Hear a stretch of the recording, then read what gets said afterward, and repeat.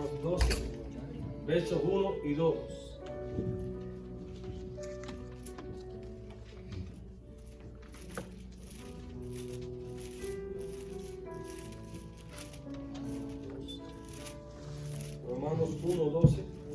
Romanos 12, 1, perdón. 1, 12, no, 12, 1. 12, capítulo 12, versos 1 y 2. Amén. Amén. Vamos a leer la palabra del Señor. Así que, hermanos, os ruego por la misericordia de Dios que presentéis vuestros cuerpos en sacrificio vivo, santo, agradable a Dios, que es vuestro culto racional. No os conforméis a este siglo, sino transformaos por medio de la renovación de vuestro entendimiento, para que comprobéis cuál sea la buena voluntad de Dios, agradable y perfecta. Padre, te damos gracias en esta mañana. Gracias, Señor, porque tu presencia está en este lugar. En el nombre poderoso de Jesús, Señor, presentamos tu palabra, Señor, este tiempo, para que tu Espíritu Santo nos ministre, Señor, nos hable, nos enseñe. En el nombre de Jesús, Señor, todo aquello que se quiera poner, toda aquella distracción, Señor, en el poderoso nombre de Jesús la reprendemos y declaramos, Señor, que este momento va a ser un momento, Señor, donde tu Espíritu Santo nos va a hablar a nuestros corazones, a nuestras mentes, Señor, para aprender más de ti. En tu nombre, Señor. Amén y amén. ¿Cuántos aman la palabra del Señor en esta mañana? ¿Cuántos pueden decir yo amo la palabra de Dios? Bueno, cuando Pablo estaba hablando acerca de leer la Biblia, me vino a la mente que yo tengo al lado de mi cama, en la mesa, tengo un punto de libro, de Biblia y de libro, y mi esposa siempre está quitándomelo, yo lo busco. Yo creo que esa es la única discusión que tenemos nosotros. No me quiten los libros de aquí, la Biblia y los comentarios. Y todas las noches yo saco los libros y los comentarios y empiezo a leer y a mirar. Y cuando yo vengo del trabajo, veo que me faltan 2 o 3. Ella piensa que no me doy cuenta y yo le digo, ¿dónde está el libro tal? No está ahí. Si estaba aquí ahora mismo, ayer yo lo pude dejar aquí. Y qué bueno es leer la palabra de Dios, hermano. Qué bueno es acercarse a Él. Y quiero decirle que eso no fue toda la vida. Yo viví mucho tiempo a espaldas de la palabra de Dios. La leía y yo no sé si la pasaba a usted, pero yo viví mucho tiempo que vivía de las promesas. ¿Se recuerda la promesa en Cuba? Que sacaba una promesa, sé fiel hasta la muerte y te daré la corona de la vida. Y ese era el texto que leía en la semana, en el día. A veces en la semana. Y hasta que yo me di cuenta, o hasta que Dios nos mete en procesos en los cuales nos damos cuenta de que la palabra de Dios está por encima de todas las cosas. Y la amamos tanto que creo que si un día, nunca va a pasar, pero si yo tuviera la decisión de tomar la decisión que cogiera fuego en mi casa, creo que lo primero que agarraría sería la Biblia. Aunque ya no es tan importante en papel, porque la tenemos en el teléfono, pero cuán importante es tener la palabra de Dios. Y leerla y hablarle, Señor, que nos habla a través de ella el Espíritu Santo. Amén. Y en esta mañana llevo una semana, desde el domingo pasado llevo una semana en este texto, leyéndolo, lo he leído creo que como 500 veces, a diario, en el trabajo, lo medito y lo pienso. Y cuán importante es esta palabra, Romanos 12, 1, que nunca se lo olvide. Así que, hermanos míos, os ruego por la misericordia de Dios. Y el apóstol Pablo, a través del Espíritu Santo, está rogando. Porque ¿cuántos saben que la palabra es inspirada por Dios? La palabra de Dios no la inventó los seres humanos, como creen muchos, que empezaron a escribir un tema. No. La palabra de Dios, dice la Biblia, que es inspirada primeramente por Dios y es útil para enseñar, para redarguir. El apóstol Pablo está rogando, a través del Espíritu Santo, a través de Pablo, rogando por las misericordias de Dios. Y él podía haber dicho a los romanos, mira, podía haber impuesto algo. Yo les obligo, yo les digo, porque tenía un apostolado directamente del Señor. Sin embargo, Pablo dice, yo les ruego, primero por la misericordia de Dios. Ahora, ¿cuán importante es la misericordia de Dios? Yo no sé si ustedes han meditado en la misericordia que Dios ha tenido en nuestras vidas para con nosotros a través de toda la vida. Si se pones a pensar, dice el salmista en el Salmo 103, bendice alma mía el Señor y bendiga todo mi ser su santo nombre. Y no olvides ninguno de sus beneficios. Y esa es la palabra misericordia, beneficio. Cuando Dios tiene misericordia para nosotros, con nosotros, es un beneficio que no nos merecemos. Porque muchas veces pensamos que Dios tiene que tener misericordia de nosotros porque somos buenos o porque lo merecemos. Pero es que realmente no merecemos la misericordia de Dios. Usted se pone a pensar en cuántas cosas malas hemos cometido y cuántas cosas malas hemos hecho. Y no solamente la que hemos hecho, sino la que seguimos haciendo y vamos a seguir haciendo cosas malas delante del Señor. Porque nadie es perfecto. El apóstol Pablo dice que hasta que todos lleguemos a una estatura del varón perfecto. Y en otras palabras, nunca vamos a ser perfectos hasta que lleguemos al cielo. Pero cuán importante es meditar primeramente en la misericordia de Dios. ¿Y por qué el apóstol Pablo dice esto en el capítulo 12? Porque dice, así que, entonces una continuidad de lo que estaba escribiendo. Si leemos Romanos del 1, el capítulo 1 al 11, el apóstol Pablo estaba hablando acerca de la misericordia y los beneficios de Dios para con nosotros. La justificación, la redención, la santificación y el sacrificio que Jesús hizo en la cruz del Calvario. Y Romano no fue escrito, este libro no fue escrito, el apóstol Pablo no lo escribió en Roma, ni estaba viendo a los hermanos romanos. Él estaba en Corintio cuando escribió este libro y aún no había ido a Roma. Así que nadie le podía haber dicho lo que estaba pasando en la iglesia de los romanos. Fue el Espíritu Santo quien le reveló todas estas cosas. Y él comenzó a escribir. Y en el capítulo 1, la santificación. Y así sucesivamente. Por eso es que en el 12 comienza. Así que, hermanos, la continuidad de lo que te voy a decir. Y el apóstol Pablo comenzó primero con doctrina. Comenzó a hablarles cosas doctrinales. Y aquí comienza con cosas prácticas. ¿Y por qué dice que presentemos vuestros cuerpos en sacrificio vivo? Y aquí está haciendo referencia al Antiguo Testamento, lo que hacían los antiguos. Que cogían un animal, lo entregaban muerto a Dios, no lo entregaban vivo. Lo mataban, lo desangraban, lo cortaban en pedazos y lo ponían en sacrificio vivo a Dios. Pero aquí el apóstol Pablo está diciendo que nos presentemos en sacrificio vivo. Y no nos está obligando. Cuando uno se presenta a Dios en sacrificio no es una obligación. Si usted quiere sacrificar para Dios, lo hace. Dios no nos obliga, no obliga a nadie que nos apartemos para Él en sacrificio vivo. Es una decisión propia. Por eso Jesús dijo, si alguno quiere seguir en pos de mí, ¿qué hace? Tome su cruz. Jesús no coge la cruz y te la pone encima. Tú tienes que tomar tu cruz. Tú tienes que tomar la decisión de decir, bueno, voy a tomar la cruz y voy a seguir a Cristo. Tenemos que saber que seguir a Cristo no es algo fácil. Muchos creen en el mundo que ser cristiano es algo pasajero, algo bonito. Ellos son muy contentos. Eso es algo que, hermano, ser cristiano implica muchas cosas. Hay que ser más valiente para ser cristiano que para ser mundano. Porque en el mundo tú puedes hacer todo lo que quieras. No hay árbitro. No existe regla. Pero cuando tú vienes a Cristo, dice la Biblia que somos nueva criatura y no caminamos bajo nuestros preceptos ni nuestros pensamientos. Porque lo vamos a mirar más abajo en el versículo 2. Caminamos conforme a los propósitos de Dios. Porque vivimos bajo un reino. No vivimos bajo el reino de las tinieblas, sino bajo el reino de Cristo. Cuando en Mateo 5, el primer sermón de Jesús, Mateo 5, 1, el sermón del monte.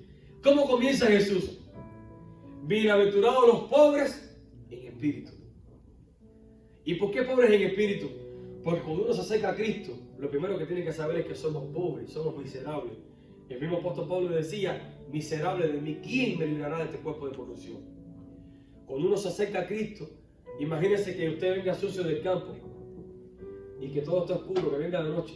Y cuando llega a su casa, que alumbra, que enciende la luz, ¿qué es lo primero que usted se nota?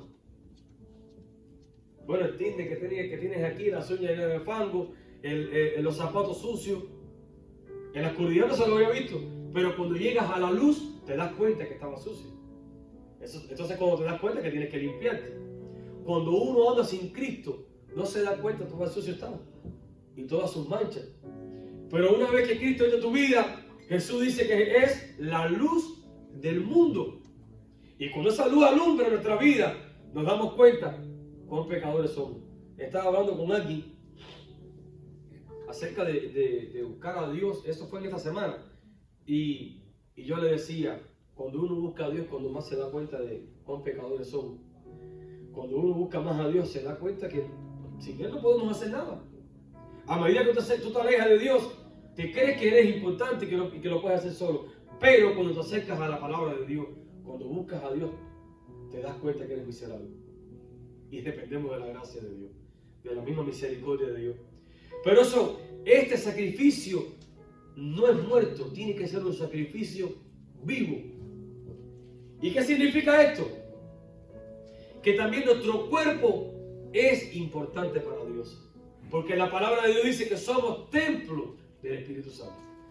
Por supuesto que en este tiempo es normal decir que somos un sacrificio vivo, nuestro cuerpo, para Dios. Pero para los griegos, decir que nuestro cuerpo era importante era decir algo bien feo para ellos. Porque los griegos y los romanos creían que el cuerpo era algo inmundo, era un estuche malo, en el cual ni aún Dios había descendido como en el cuerpo de Cristo. Por eso que ellos creían que el cuerpo era una maldición vivir dentro del cuerpo. Pero para Dios no es una maldición vivir en el cuerpo. Este cuerpo es importante para Dios. Por eso la Biblia dice en Apocalipsis que cuando Cristo suene la trompeta, ¿qué va a pasar con los cuerpos que estaban muertos? No va a ser en otro cuerpo. Vas a resucitar con tu mismo cuerpo. Maya no va a resucitar con el cuerpo de Lázaro y Lázaro con el de Maya. No. Esto vamos a resucitar cada uno con nuestro cuerpo. Porque para Dios también es importante el cuerpo. Somos templo del Espíritu Santo. Por eso uno tiene que preservar el cuerpo y presentarse completamente para Dios. Alma, pensamiento, corazón, espíritu y cuerpo. Y eso es lo que pide Dios cuando nos presentamos vivos ante Dios. No significa que vamos a estar vivos en la carne. Significa que cuando tú entregas vivo al Señor, la carne comienza a morir. Y ese sacrificio va a ser aceptable delante de Dios. Porque dice la Biblia que es un sacrificio vivo, santo y agradable a Dios. Que es vuestro culto racional.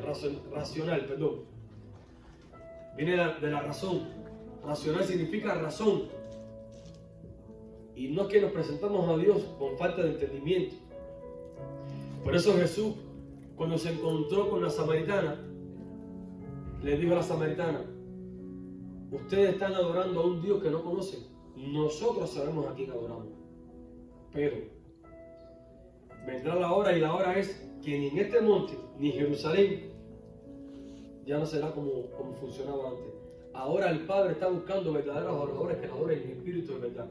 Sea en China, en Japón, en Corea, en Cuba, en México, donde sea. Dios está buscando. Y antes yo creía que la adoración era cuando uno cantaba y adoraba y oraba y levantaba las manos y abría su boca. Y eso significaba buscar a Dios. Pero que la verdadera adoración no significa buscar a Dios. La verdadera adoración significa que Dios los busca. Cuando uno vive una vida santa para Dios. Cuando uno busca a Dios en santidad y como un sacrificio vivo. Entonces que Dios busca a esos adoradores. No es que nos encontramos con Dios, que Dios nos encuentra a nosotros. Amén. Es que Dios nos encuentra a nosotros. Dios está buscando constantemente, dice la Biblia en el Salmo, que los ojos de Dios contemplan toda la tierra y ve los justos y los impíos. Pero ve a los justos para bendecirlos y para que sus caminos sean rectos. Cuando uno busca a Dios, Dios nos busca a nosotros y nos encuentra. Por eso tenemos que presentarnos como un sacrificio vivo. Y no nos conformemos a este mundo, a este siglo. Como les decía ahorita, vivimos bajo un reino totalmente diferente al reino del mundo. El apóstol Pedro dice que el Dios de este siglo ha venido a cegar el entendimiento de los hombres. El Dios de este siglo es el diablo, con minúscula. No es el Dios con mayúscula. No es nuestro Dios. El diablo vino a cegar, a poner un paño. Por eso tú le predicas a las personas, no se dan cuenta, no entienden. Hace poco estaba hablando con alguien en el trabajo y me estaba hablando de que siempre yo le hablaba con la palabra de Dios. Que yo le hablaba con otras palabras. Y yo le digo, bueno, precisamente él estaba hablando con un santero, no sé qué cosa es, qué rama es, que estaba en el trabajo. Y yo le decía, tú sabes que también los santeros tienen sus libros y tienen sus credos y sus cosas. Dice, sí, yo lo sé. ¿Y por qué tú no dices que ellos, por qué leen esos libros? ¿Por qué tú me dices a mí que yo leo la Biblia? ¿Y por qué no le dices a ellos que no se guíen por esos libros? Y tú te das cuenta de la ceguera, te das cuenta de que no quieren entender. Por mucho que le prediquen, no entienden. No pueden comprender por qué, porque hay un velo. Y ese velo es la carne, el pecado. Cuando uno viene a Cristo y se entrega al Señor como un sacrificio vivo, ya tú no vives conforme a las leyes del mundo. Ya lo bueno no lo llaman malo, como lo llaman en el mundo. Lo bueno llamarán malo y lo malo llamarán bueno. Cuando uno se guía por la palabra de Dios y el Espíritu Santo dice que nos guiará hacia toda verdad. Así que cuando uno se llena del Espíritu, nunca nos va a guiar a una mentira, ni a cometer un pecado, sino que nos va a guiar hacia toda verdad. Y dice la Biblia, orar y velar, ¿para qué? Para que no entre. Entonces quiere decir que cuando uno no ora y vela, no es que el pecado vino y nos caímos, fue que entramos. Porque dice, para que no entres en tentación. Cuando uno va a cometer una falla, uno sabe que lo va a cometer. Y se mete dentro del cuarto. Porque dice, para que no entres en tentación. Por eso uno tiene que estar orando. ¿Sabes por qué? Porque si no estamos orando, no estamos fortalecidos. No estamos fuertes en el espíritu. Entonces es fácil, somos vulnerables. Imagínate que vayamos a la guerra sin el arma, o sin la coraza, o sin un par de botas. Se nos entierra una espina, un vidrio, un palo. Pero tenemos que estar calzados, tenemos que estar vestidos completamente. Por eso el apóstol Pedro dice en primera de Pedro, vestidos, ceñidos vuestros lomos del entendimiento. Nuestro entendimiento también tiene el lomo, no sabía. Los lomos de la espalda. Y cuando uno hace ejercicio se pone fuerte. Como está el hermano Rafa, fuerte, porque está haciendo ejercicio. Tiene un lomo grande. Y está fuerte. Entonces cuando uno tiene el lomo fuerte del entendimiento, cuando uno comienza a indagar en la palabra de Dios, porque Jesús no nos dijo que la leyéramos, sino que la escudriñáramos. Cuando uno escudriña la palabra de Dios, tu espíritu, tu entendimiento comienza a fortalecerse, mi hermano. Por eso es que tenemos que orar constantemente, Señor, ponga el querer y el hacer. A veces no queremos, es que la carne nunca va a querer. Y tenemos que decirle, Señor, ponga el querer y el hacer por tu buena voluntad. De lo contrario, yo le voy a decir, Dios te va a meter en una prueba que vas a tener que leerla. Vas a tener que buscarla. Y yo solo digo por experiencia propia. Si Dios no me hubiera permitido entrar en pruebas difíciles, yo no hubiera dependido de la palabra de Dios ni de la voluntad del Señor. Y cuando estamos en la prueba, cuando decimos, Señor, perdóname, no lo voy a hacer más, ahora sí te voy a buscar. Y ahora sí voy a buscar tu presencia. Y es cuando nos damos cuenta que no buscamos a Dios por temor, sino por amor. Porque nos enamoramos de la palabra del Señor. Tenemos que presentarnos ante Dios como un sacrificio vivo. Dios no quiere animales muertos. El salmista decía, yo tengo para darte sacrificio. Yo puedo comprar los animales y sacrificarlos. Pero tal sacrificio tú no te agrada. Y eso lo dijo el salmista hace 3000 años. Antes de la gracia, porque Cristo no había venido. Dijo, al corazón contrito y humillado tú no despreciarás jamás. Cuando uno se humilla y uno entristece el corazón para buscar a Dios y pedirle perdón, dice que Dios nunca rechaza esa ofrenda. Por eso es que ya Dios decía, me tienen hastiado con estas ofrendas. Porque su corazón, su boca hablan cosas, pero su corazón está lejos de mí.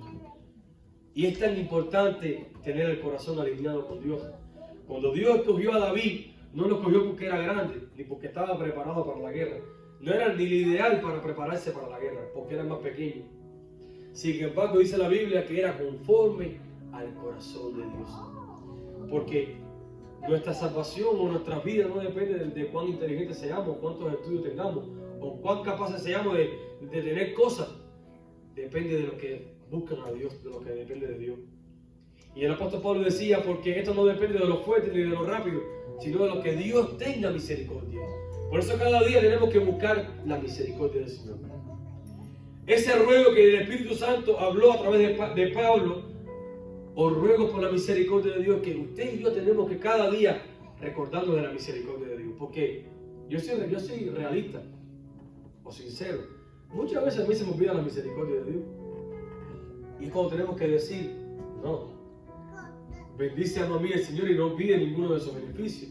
Y tenemos que aprender a valorar las gracias y la misericordia que ha tenido con nosotros. Y sé que en el cielo vamos a conocer muchas más que no hemos conocido. Porque nosotros conocemos la que hemos visto, pero la que no hemos visto, yo creo que son muchos más de la que no hemos visto. Y ahí dice la Biblia que seremos revelados como fuimos conocidos. Él quiere predicar, déjalo. Amén, y va a ser un predicador en el nombre de Jesús. Y no podemos conformarnos conforme a las cosas del mundo, para que comprobéis. ¿Sabe qué significa comprobar? A ustedes nunca le han dicho algo y tú dices, bueno, déjenme comprobar si es verdad o mentira. Cuando uno hace una prueba, comprueba, la prueba es para comprobar tu conocimiento. Maya, cuando hicieron la prueba, ¿qué están haciendo? Comprobando si tú estudiaste o no estudiaste. Claro, no es como en Cuba que nos fijamos. Aquí no. Pero están comprobando si realmente está preparada, capacitada para ejercer lo que está estudiando. Por eso cuando uno busca la voluntad de Dios y no se amolda, cuando no nos conformamos, no nos amoldamos, imagínense que agarremos una vasija. Aquí no se ha visto eso, pero en Cuba usted se recuerda cuando poníamos una vela dentro de un vaso para alumbrar porque no había corriente. Y la mayoría de los casos siempre se derretía la vela y se quedaba con una esperma, ya se ponía dura. Imagínense que usted agarre una vasija, que usted y yo somos una vasija, y el mundo comienza a echar todas sus cosas, todo lo que vemos, lo que escuchamos, lo que hablamos. Estamos invadidos por todas partes. Usted abre el teléfono y está siendo bombardeado con todo tipo de noticias. Vas al trabajo también, estás con personas, todo bombardeado con cosas de pecado. Imagínense que ese pecado, esa cera comienza a caer en nuestro cuerpo, en la vasija.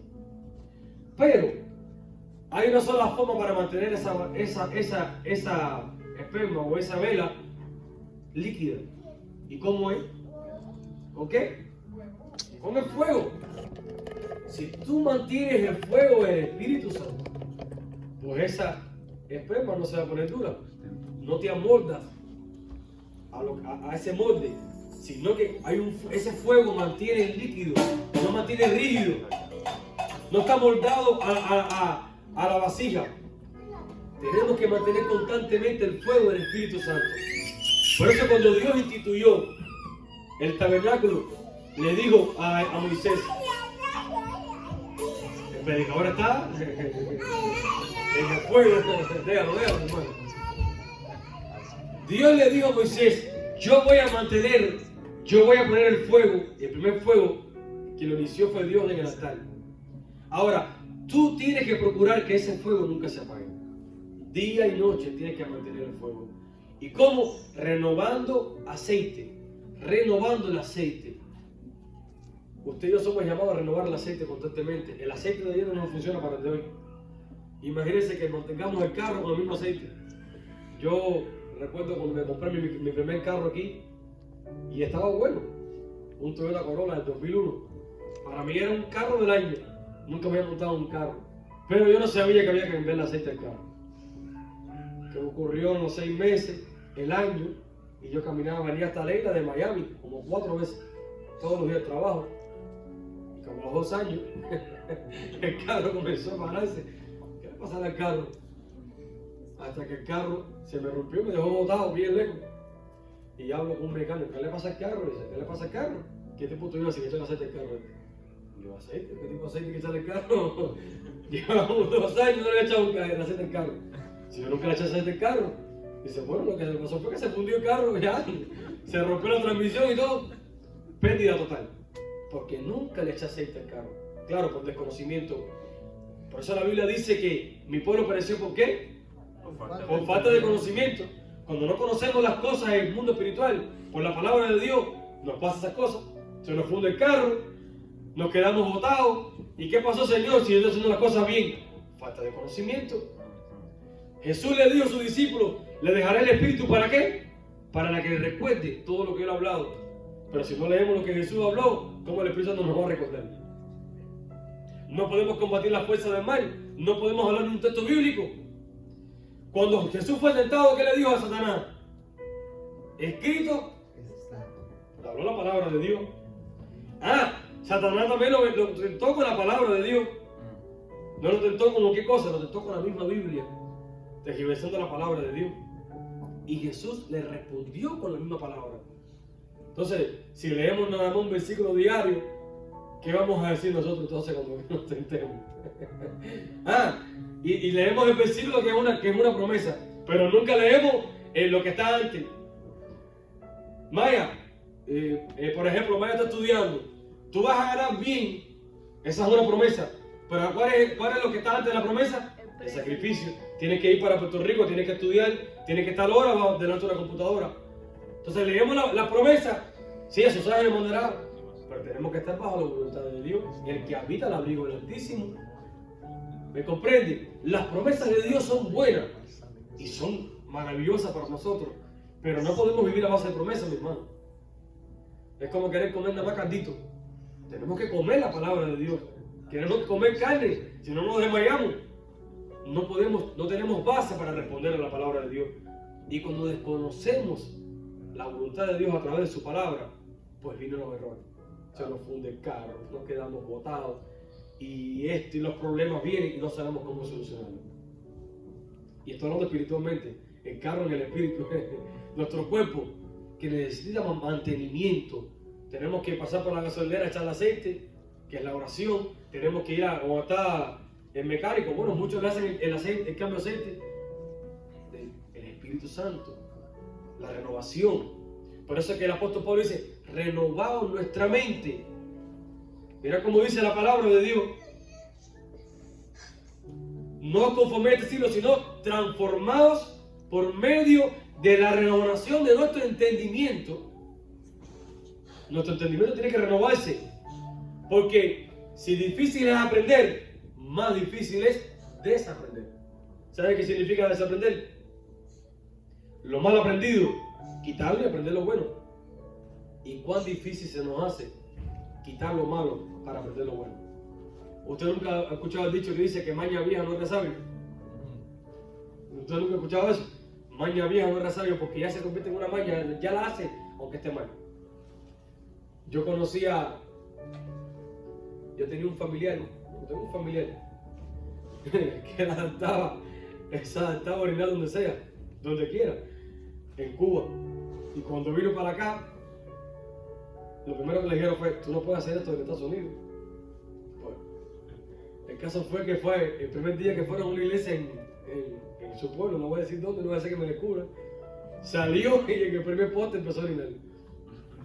Por poco se lo llevaron preso.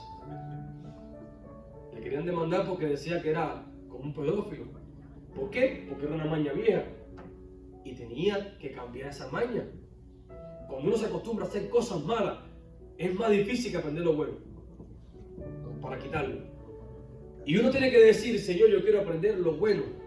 Yo quiero renovar mi mente. Porque a veces venimos con conceptos, aún en la iglesia, con conceptos que no están bien. Porque yo creo que es así, y yo creo que hay que vestirse así, y yo creo que el pelo pintado, mis hermanos, son conceptos que tenemos que quitar de nuestra mente. Y tenemos que guiarnos por la palabra de Dios. Porque yo creo que se debe hacer de esta forma. Y quiero decirle que la única forma perfecta es la palabra de Dios. No es lo que nos haya enseñado un hombre.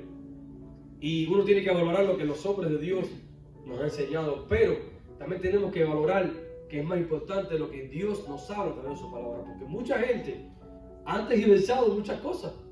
Y por eso está esta doctrina. Porque hablamos lo que pensamos, lo que creemos. No lo que Dios nos está enseñando en la palabra del Señor. ¿Sabes por qué nos pasa eso? Porque nos acercamos a la palabra de Dios para que ella se amolde de nosotros. Y no moldarnos en la palabra del Señor. Cuando uno se acerca a ella, a esta Biblia, bueno, la que usted tiene en su casa, ¿no? ¿Cuántos la trajeron? ¿Cuántos trajeron la Biblia? Aunque sea que el teléfono la trajeron, ¿no? Amén. Sí, la pueden abrir o la pueden encender. Lo importante es tenerla y leerla y aprender a través de ella y renovar nuestro entendimiento. Porque si no renovamos el entendimiento, pues entonces el aceite no se puede echar en un odre viejo. Jesús dijo que lo viejo no puede estar en lo nuevo. Tú no puedes echar el vino nuevo en odres viejos, ni puedes poner odres nuevos en vino viejo, porque de lo contrario se va a reventar. Tenemos que renovarnos constantemente para entregarnos como sacrificio vivo ante el Señor. Amén. Yo les voy a invitar a que se pongan en pie por un momento. Y antes de terminar dice que en un momento había un tapicero que estaba haciendo un dibujo bonito. Y alguien pasó, pero lo vio por la parte de atrás y se veía bien feo. Imagínense. Y decía, pero si este hombre toda la fama que tiene, pero lo que está haciendo es algo bien feo. Y cuando el tapicero terminó, que puso la pintura, que puso lo que estaba tejiendo, de frente se dio cuenta que era una obra maestra. Y muchas veces en la vida, la cara que estamos viendo, la cara de lo que estamos viendo, las cosas de lo que estamos viendo, nos dice lo contrario de lo bueno que Dios quiere hacer a través de nosotros. Pero quiero decirle que Dios tiene un plan preparado de bendición para nosotros. Y Dios no tiene plan B ni plan C. Los planes de Dios es uno.